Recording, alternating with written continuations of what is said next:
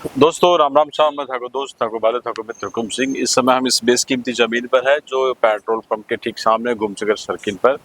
और ये जमीन पहले यहाँ पर एक परिवार का पोजीशन था। जहांगीर समाज के लोगों की जमीन थी और आपस का जो विवाद था उस विवाद के बाद में मनीराम सैनी साहब की एंट्री होती है और मनीराम सैनी साहब हायर करते हैं विद्याधर जाकर साहब वकील साहब को। उसके बाद में कानूनी लड़ाई चलती है। लगभग 16 से 17 साल कानूनी लड़ाई के बाद में आखिरकार हाई कोर्ट के फैसले के बाद में इस ज़मीन में पोजीशन मिला है। सर जिस तरीके से ये लड़ाई लड़ी हुई है, ये मैसेज है जो लोग किराए पर काबिज हैं उन लोगों के लिए कि किस तरीके से कागज़ अपना काम करता है और कागज़ कई सालों बाद में एक अच्छे वकील के माध्यम के जरिए इस तरीके से रिजल्ट आता है कि उस ज़मीन से आप भावनात्मक से ऊपर उठकर हाई कोर्ट के फैसले के चलते असली मालिक के हक को उसको ज़मीन जाती है। ये सेटल कानून है, ये विधि है, ये सबसे बड़ी विधि है कि मालिक से बड़ा कोई नहीं हो सकता जी। चाहे जमीन का मालिक हो, चाहे इंसानों का मालिक हो, चाहे भगवान हो, उससे बड़ा कोई नहीं हो सकता। ये जमीन किराएदार रहता है। आज एक बस में बैठते हो, बस में जाते तो बस का मालिक आप किराएदार हो। जितना किराया दिया आपने, जयपुर तक जयपुर उतार देगा, सीकर तक क्या किराया सीकर उतार देगा। तो किराएदार कभी बस का मालिक हो सकता है क्या? जी। तो ये रामकुमार जी तो किराएदार थे। जो राम कुमार जी इसमें रहते थे, वो मालिक नहीं थे, किराएदार थे। तो उनको शॉर्ट टाइम के लिए किराए पर दी गई थी। जी। तो इसका जो ओनर था सर वो कौन थे? उनका ओनर था ये रामरत्न और राधेश्याम जहांगीर थे शायद। जी। मेरे एक्यूरेट याद नहीं, रामरत्न और राधेश्याम जहांगीर थे, खाती थे। जी। उनका ये रामकुमार जी ने उनसे उनके साथ हो सकता है परिवार के हो, जानकार हो, वो भी जहांगीर थे, रिश्तेदार थे। उनसे उन्होंने किराए पर ली थी। जी। और शायद 30 या 60 रुपए मासिक किराए पर ली थी। जी। और कई सालों से किराए पर सकते पगड़ी जिसको बोलते हैं। हाँ, पगड़ी तो ली होगी तो उनके बोले किराए पर इतनी थी। किराए पे थी, ठीक है। लेकिन ये भी मैं बता देता हूँ कि यहाँ ये आम भावना है, ये एकदम गलत है कि पगड़ी दे के किराया ले तो खाली नहीं होता। पगड़ी ये प्रीमियम होता है। पगड़ी देने से कोई ये कह दे, कोई किराएदार मकान मालिक मान भी ले कि मैंने पगड़ी ली है तो दुकान खाली होगी या मकान खाली होगा। पगड़ी तो प्रीमियम है जी। उसका कंसिडरेशन थोड़ा ही है, ठीक है। अगर प्रीमियम दे दिया तो उसका किराया कम हो जाएगा। सर क्या बेस रहा जो सबसे बड़ा मजबूत पक्ष रहा जिसके आधार पर आपको हाई कोर्ट से सबसे इससे महत्वपूर्ण सबसे अहम जो पहलू यही था कि हमें ज़्यादा इसमें मेहनत की जरूरत नहीं थी, क्योंकि रामकुमार ने एक केस किया था सेशन कोर्ट में, एडिशन नंबर 1 में, जो ओम जी फोर्थ जज थे, उन्होंने उस दावे को डिग्री किया था।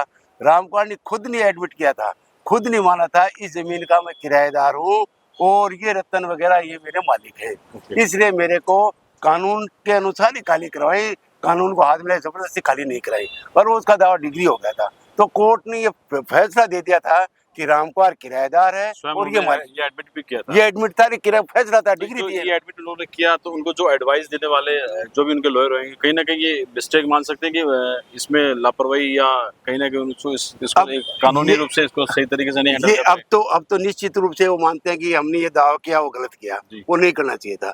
लेकिन हो सकता है उस वक्त आए थे जब वो दावा करने रामकुमार जी गए तो परिस्थितियाँ क्या थी, को वकील को तो उस वक्त परिस्थिति पार्टी क्या चाहती है उसके चले कि जो होशियार वकील होता है, जो अच्छा वकील होता है, वो पार्टी के 20 साल के आगे की सोचता है कि आज अपनी लिखी हुई बात पार्टी को 20 साल बाद में हिट नहीं करनी चाहिए जी। तो लेकिन तो उस वक्त किसने किया, क्या किया, क्यों किया, उनकी परिस्थिति उनकी स्थिति होगी जैसी भी थी। हाँ, लेकिन आज उनके जरूर पश्चाताप है कि मुझे दावा नहीं करना चाहिए था। तो फिलहाल ये पोजीशन जो ओनर है ये मनीराम सैनी साहब और आपके साथ मक्खन जी सैनी, तो ये इनको मिल गया पोजीशन, मिल चुका है। बिल्कुल मिल गया, विधि अनुसार मिला है, कोर्ट ने दिलाया है, कोर्ट के आदेश से मिला है, इजरा हुई है, कोर्ट के आदेश से खाली हुआ, खाली होकर इनको पोजीशन दिलाया गया। और ये कानून लड़ाई कितना वर्षों चली सर? ये 16-17 साल चली। 16-17 साल हाई कोर्ट तक फैसला होने में 16 साल लगे। और ये सुप्रीम कोर्ट इसलिए नहीं जा पाई कि उन्होंने जो एडमिट किया था वो कहीं ना कहीं उनके पीछे वहाँ हाई कोर्ट उसके 2 रीजन थे। ये एक तो पहले तो हाई कोर्ट ने जो टर्म्स एंड कंडीशन उनकी पालना नहीं की, ये उनके सलाहकारों की कमेटी ने पालना करवानी चाहिए थी। सेकंड बात क्या है कि टीपी एक्ट के अंदर तो दावे होते हैं ऐसे किराएदार के, उसकी सेकंड अपील होती है, थर्ड अपील या आगे अपील नहीं होती है। तो सुप्रीम कोर्ट में एडमिटेबल ही नहीं था। ओके, बहुत बढ़िया, जाने वाला ही नहीं था।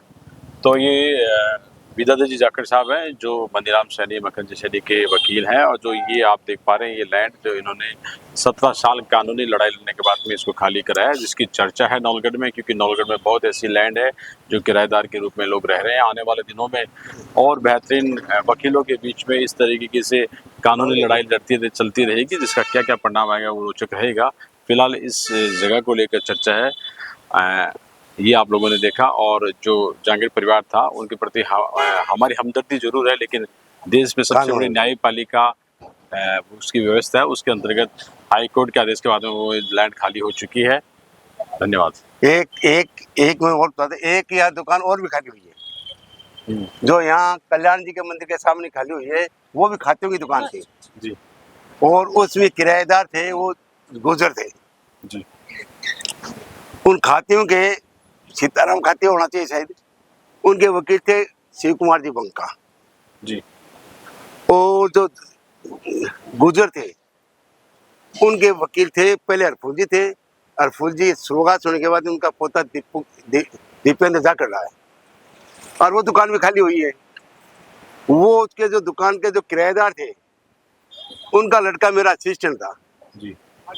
तो उसने कहा कि जी दुकान खाली हो गई, करा दिया, हम तो सब जगह हार गए, तो उसमें क्या किया जा सकता है।